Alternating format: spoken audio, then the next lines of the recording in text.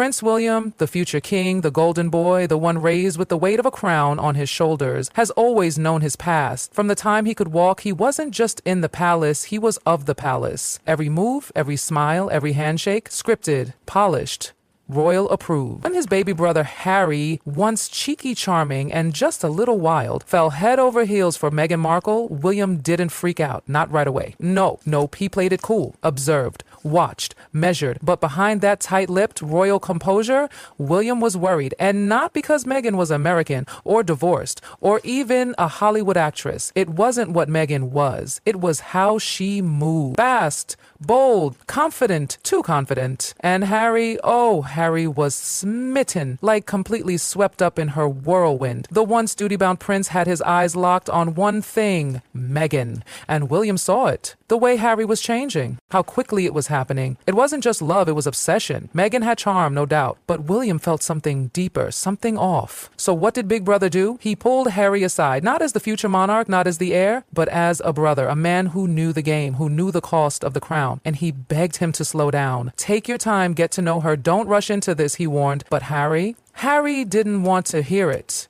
Maybe he thought William was judging. Maybe he thought no one understood his new reality. But that heart-to-heart didn't bring them closer. It broke them. And just like that, the brotherhood began to crumble. This wasn't some Cinderella fairy tale with a wicked sister-in-law tearing through family ties. No, this was messier, realer. Harry was carving his own path, and it was one that dragged him further away from the family, from the crown, and, most painfully, from William.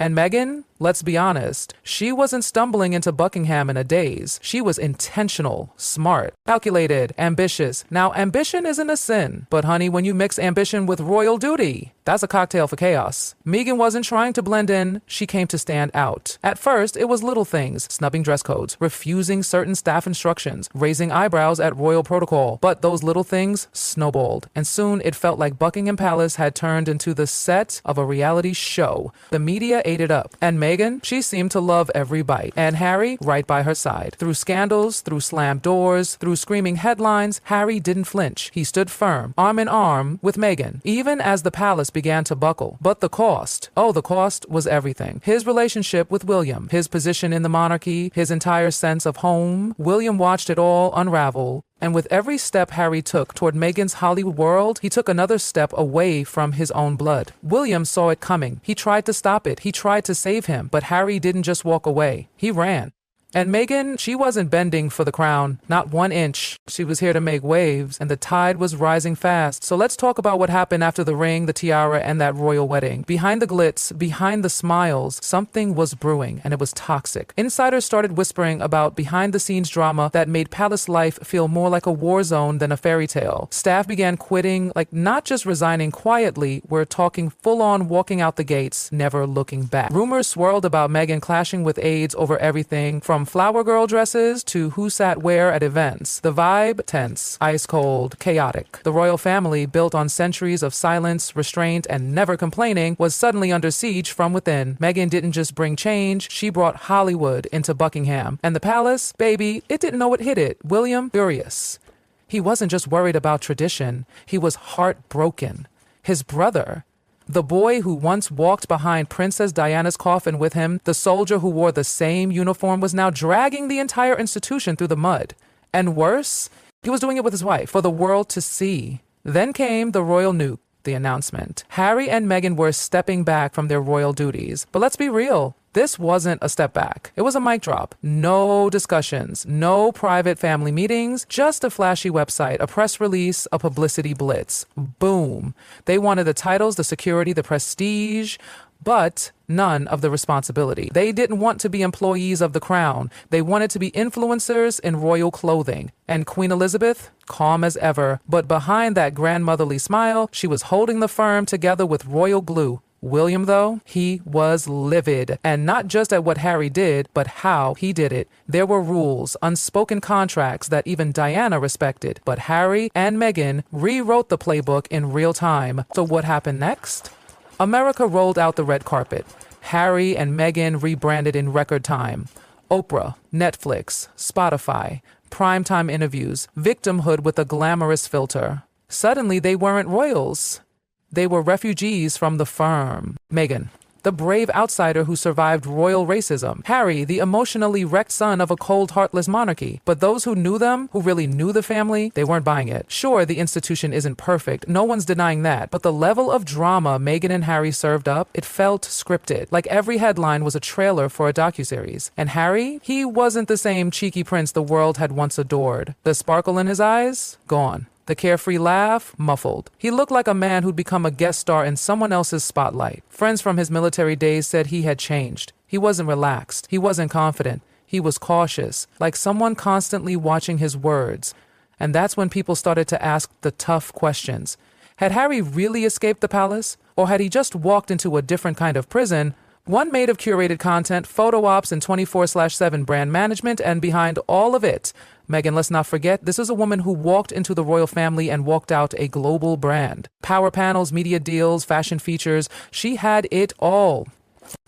Except the family she left behind. And now we arrive at the silence, the cold, gut-wrenching silence between two brothers who used to be inseparable. William, the steady one, Harry, the wild heart, and now they were strangers, separated not just by oceans, but by betrayal. William didn't shut Harry out. Let's get that straight. He sent quiet invitations, reached out, tried again and again to extend an olive branch, not in front of cameras, not for press points, just as a brother, as a man who missed his other half. But Harry barely responded. The trust was gone. And maybe it was Meghan's influence, maybe it was pride, maybe it was both. But too many private family moments had been blasted across global media. Too many sacred stories were suddenly Netflix content. There's only so much you can forgive when your own flesh and blood keeps hitting record. And still, Meghan thrived. She didn't just survive the scandal, she capitalized on it.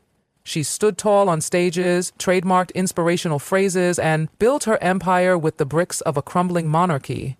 But guess what? The public started noticing the cracks. Her brand, once polished to perfection, started to wear thin. The same narrative again and again. The victim, the fighter, the misunderstood duchess. People started asking, why so many feuds? Why so many exits? Why does every room she walked into end in ashes? And slowly the whispers grew louder. Former colleagues spoke up. Palace aides backed up the rumors. Even her old friends fell silent or flat out vanished. Because here's the truth no one wanted to say out loud. When everyone exits your life, maybe the problem isn't everyone else. Maybe it's you. Still, Meghan stayed center stage. She wasn't letting go of the spotlight. And Harry? Well, Harry was trying to keep up, trying to protect his wife, his kids, and let's be honest, his decision. But it wasn't easy. He talks a big game about freedom and peace. It's about shielding his family from chaos. But baby, the chaos didn't go anywhere, just got a new filter. From royal scrutiny to internet speculation, from palace protocol to podcast drama, it was all still there. Only now, he had no shield, no throne, no crown. Just cameras, contracts, and the weight of his own choices. And the cost? His brother, his father, his homeland, the little boy who once made crowds swoon and carried Diana's legacy with a smile, was now a walking cautionary tale. The royal who walked away and couldn't walk back. William pressed on because he had no choice. The crown waits for no one, not even a grieving brother. There were speeches to give, hands to shake, nations to visit, and by his side, Kate didn't flinch. She stepped up while the family fractured, but behind closed doors, William wasn't just angry anymore. That fire had cooled into something deeper, disappointment. He didn't lose his brother to death. He lost him to ego, not to a noble cause, but to a person. And that, dear reader, cuts differently. Because William tried. He really did. He warned him. He pleaded with him. And now that brother was gone. And even worse, Harry wasn't just gone. He was gone publicly, painting the family as villains, turning childhood memories into monetized trauma. What was once sacred had become content. And William, he couldn't trust him anymore. Every text, every word could end up in a book, an interview, or worse, a streaming deal. The line had been crossed. And there was no going back. And Meghan, she kept building. Each appearance, each launch, each photo op. It was business as usual. But the shine, it wasn't what it used to be. People were tired. The endless playing of the victim card started to wear thin. The sympathy drying up. Because at some point, the public started to see the pattern. Drama followed her. Everywhere. And the deeper you look, the more one question haunts it all. Did Meghan ever really leave the stage, or did she just swap tiaras for trademarks? Let's be real. She didn't step away from the spotlight, she rebranded it. And Harry, in his desperate attempt to protect her from royal pressure, ended up handing her the entire narrative. No rules, no responsibilities, just power on her term. And for those holding out hope for a royal reunion,